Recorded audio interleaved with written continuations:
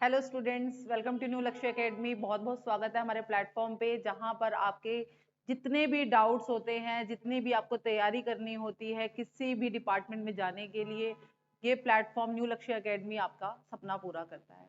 चाहे वो ऑनलाइन आपने बैच लेना हो, चाहे वो ऑफलाइन आपने बैच लेना हो, दोनों ही बैचेस अवेलेबल हैं। आप हमारी ऐप पे भी जा सकते हैं और आप हमारे ऑनलाइन ऑफलाइन बैच के लिए भी संपर्क कर सकते हैं। रिसेप्शन में एड्रेस और फोन नंबर हमेशा रहता है, वहां पे आप जरूर देखिए।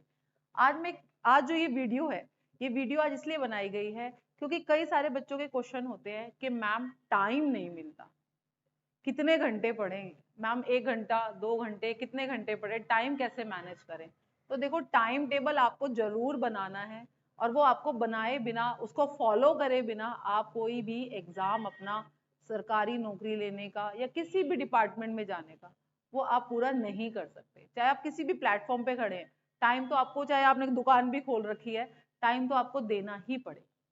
बिना टाइम मैनेज करे आपका कोई भी काम सक्सेस नहीं होगा। तो आज इस वीडियो में हम बात करते हैं कि कोई भी प्लेटफॉर्म हो, कोई भी डिपार्टमेंट है, आपको देखो एक जर्नल पेपर जो है वो क्रैक करना ही पड़ता है। चाहे आपने 10th में मैथ छोड़ दिया हो, 11th 12th में नहीं पढ़ा हो, लेकिन आपने अगर कोई भी कॉम्पिटिटिव एग्जाम दोगे तो वहां पर आपको मैथमेटिक्स से गुजरना पड़ेगा। नया सब्जेक्ट रीजनिंग देखने को मिलेगा, इंग्लिश तो हमारे साथ है ही और हिंदी हमारे साथ है ही, और एक साथ ही साथ बहुत वास्ट चीज जुड़ जाती है जिसका नाम है जीके या जीएस, कुछ भी कह लो, जनरल नॉलेज, जनरल स्टडी आपकी जुड़ जाती है, जो आपका बहुत ज्यादा टाइम लेती है, क्योंकि इतना वास्ट सिलेबस है कि आप इतना कुछ पढ़ते हो लेकिन खत्म ही नहीं होता। अभी ये भी रह गया, ये भी रह गया, ये भी रह गया। तो इस चीज को हमें मैनेज करना पड़ेगा कि हमने कब क्या कैसे पढ़ना है। ठीक है, तो आज थोड़ा सा देख लेते हैं। कभी कभार एग्जाम्स में कंप्यूटर का भी पेपर आ जाता है, 10 नंबर का, 15 नंबर का, जैसे कुछ टीचिंग एग्जाम्स हैं, कुछ दूसरे एग्जाम्स हैं, तो उसमें आपको कैसे मैनेज करना है अपना जर्नल पेपर, जो हर एक बच्चा अगर नौकरी लेना चाहता है तो उसको पता होना चाहिए। बात करते हैं, शुरू करते हैं वीडियो और समझने की कोशिश करते हैं। हो सकता है आप फॉलो भी करें, आपके थोड़े से डाउट क्लियर हो। सबसे इंपॉर्टेंट पार्ट आपका करंट अफेयर, क्योंकि आप कितना करंट पढ़ लोगे, आपको खेलों के बारे में भी जानकारी होनी चाहिए, आपको फिल्मों के बारे में भी जानकारी होनी चाहिए, आपके आसपास क्या हो रहा है, पॉलिटिक्स है, सब कुछ है। ये एक बहुत वास्ट है। तो इसके लिए सजेशन है, आप न्यूज़पेपर पढ़िए, न्यूज़ को अपने पास नोट जरूर करिए। लास्ट 6, अगर आपके पास टाइम नहीं है, टाइम जा चुका है, मैं नोट्स नहीं बना सकता या नहीं बना सकती, तो उसके लिए आप लास्ट 6 मंथ, लास्ट 1 ईयर का अपना बुक लीजिए और उसको अच्छे से नोट्स बना के आपको पढ़ना पड़ेगा। इसके लिए डेली आपको 1 घंटा आपको निकालना ही पड़ेगा। 1 आवर तो आपको चाहिए कि आप अपने करंट अफेयर को दीजिए। ये एक मैं मिनिमम चीजें बताऊंगी, मैक्सिमम आप अपनी लाइफ में जितना मर्जी अप्लाई करिए।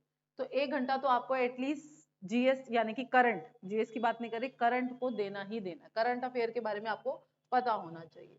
नेक्स्ट देखते हैं मैथमेटिक्स। देखो, बहुत बड़ा फोबिया रहता है, कई लड़कियों में भी, कई बच्चों में रहता है, लड़कियों में ज्यादातर रहता है।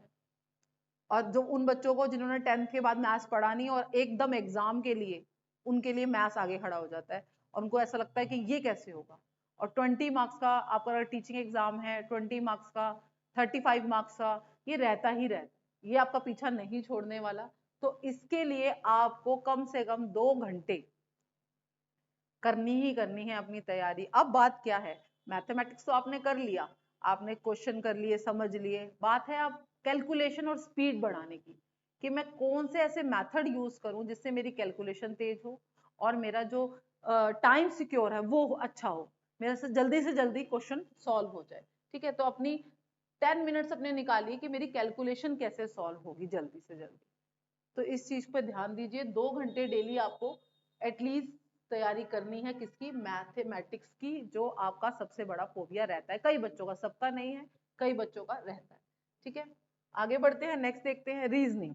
देखिए, रीजनिंग की अगर मैं बात करूं तो रीजनिंग ऐसा सब्जेक्ट है जो कभी कभार नया बिल्कुल देखने को मिलता है 12वीं के बाद। चलो मैथ्स भी पढ़ लिया था हमने, इंग्लिश हिंदी भी पढ़ ली थी हमने, हिस्ट्री पॉलिटी ये भी पढ़ ली थी, बट जो रीजनिंग है वो बिल्कुल नया है, लेकिन स्कोरिंग सब्जेक्ट है। आप इसमें थोड़ी सी प्रैक्टिस करके अच्छे नंबर ले सकते हो। तो इसके लिए एक अच्छा टाइम निकालिए, 2 घंटे, एटलीस्ट 1.5-2 घंटे इसमें निकालिए अपने दिन के, कि आप 1 से 2 घंटे बैठे और रीजनिंग करिए। इंटरेस्टिंग भी है और स्कोरिंग भी है। चैप्टर वाइज मॉक टेस्ट लगाइए। देखिए टेस्ट के लिए, टेस्ट तो आपको हर, चाहे आप मैथमेटिक्स कर रहे हो, चाहे आप रीजनिंग कर रहे हो, इंग्लिश कर रहे हो, टेस्ट तो आपको देना ही है। लेकिन टेस्ट आप जब भी तो दोगे जब आपका सिलेबस एटलीस्ट 60% सिलेबस तो आपने कर रखा हो, तभी तो आप कोई टेस्ट लगाओगे, कोई मॉक टेस्ट लगाओगे। न्यू लक्ष्य एकेडमी की ऐप पर सारे टेस्ट अवेलेबल हैं, वहां पे जाइए और अपने मॉक टेस्ट लगाइए। नेक्स्ट देखते हैं कंप्यूटर, जीके जीएस कंप्यूटर। जो भी आप तैयारी कर रहे हैं, आपके एग्जाम में अगर स्टैटिस्टिक्स जीके आती है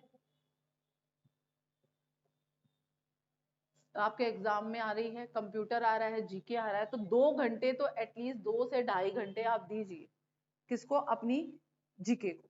इसमें आपका बहुत वास्ट सिलेबस है, साइंस भी है, हिस्ट्री भी है, आपकी पॉलिटी भी है, ज्योग्राफी भी है, इसमें बहुत सारा पार्ट है। तो एटलीस्ट 2 घंटे आप दीजिए। और कंप्यूटर को आप ज्यादा टाइम ना देकर डेली अगर आप 20 मिनट्स भी देते हैं, कंप्यूटर के लिए मैं कभी नहीं कहूंगी कि 2 घंटे दो, नहीं, ये दोनों सब्जेक्ट के लिए हैं। आप ज्यादा टाइम इस पे फोकस करो। कंप्यूटर आप अपनी वेटेज देखो, किसी के एग्जाम में अगर 10 मार्क्स का आ रहा है तो कम पढ़ो, और ज्यादा आ रहा है तो थोड़ा सा ज्यादा उसका टाइम दे, लेकिन आप डेली पढ़ लो।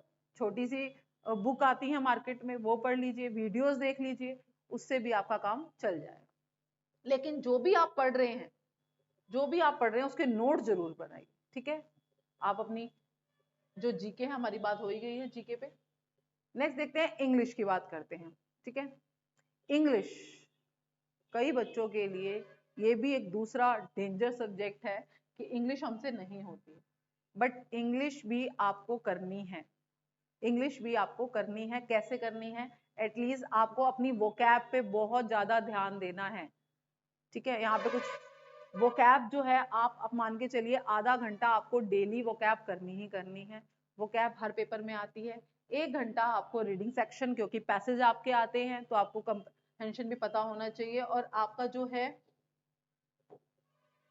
फिर है आपका 1 घंटा आपका ग्रामर। ये पोर्शन भी बहुत ज्यादा इंपॉर्टेंट है और ये भी ज्यादा इंपॉर्टेंट है, इस पे आप अपना टाइम दीजिए। तो टोटल मान के चलिए कि 2.5 से 3 घंटे आपके इंग्लिश को डेली जाएंगे ही जाएंगे। अगर आप इस तरीके से इंग्लिश करते हैं तो इंग्लिश आपके लिए इजी हो जाए। नेक्स्ट बढ़ते हैं। चलिए, ये तो था आपका, मैंने कुछ बच्चों का जो था कि भाई मैम क्या पढ़ें, कैसे पढ़ें, ये मैंने आपको बताया, कितने घंटे पढ़े। तो एटलीस्ट आपको 5 से 6 घंटे जो हैं अपने, मतलब ये तो मिनिमम है ही है, बाकी जो मैंने बताया वो है, कम से कम इतने आपको पढ़ने पड़ेंगे, फॉलो करने पड़ेंगे, मॉक टेस्ट लगाने पड़ेंगे, प्रीवियस ईयर करने पड़ेंगे। प्रीवियस ईयर सारे हमारी ऐप पे अवेलेबल है, टेलीग्राम चैनल को फॉलो कर लो, वहां पर है, और वहां से अपनी तैयारी बढ़िया करो। बाकी न्यू लक्ष्य एकेडमी आपके साथ है। मिलते हैं अगली वीडियो में। Thank you so much.